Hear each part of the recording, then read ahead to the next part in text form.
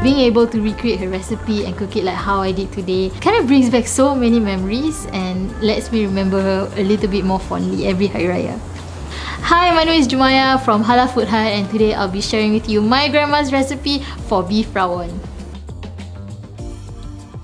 Usually my grandma would use daging goreng, but this time, my own rendition, I've actually chosen a different type of beef. I'm using Aussie beef, particularly the oyster blade cut.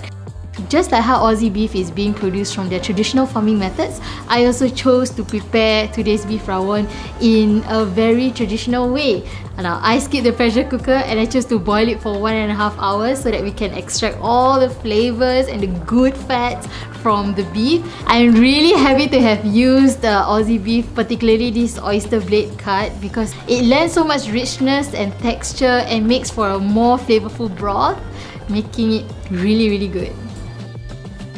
I would say the recipe that I use to prepare the rempah is kind of like my family's own, and so we use very traditional ingredients like turmeric, we have kencho, we have the three, my mom calls them the three friends, the fennel seed, cumin seed and coriander seeds.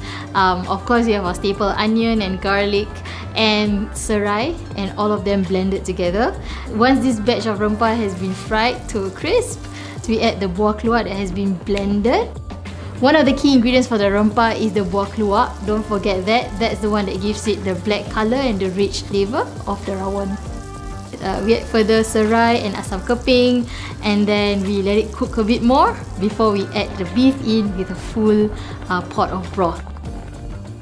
With the beef rawon, my family usually serves it with rice, sambal udang, we have serunding, bergedil, and also a choice of lontong or ketupat to make it a really complete dish.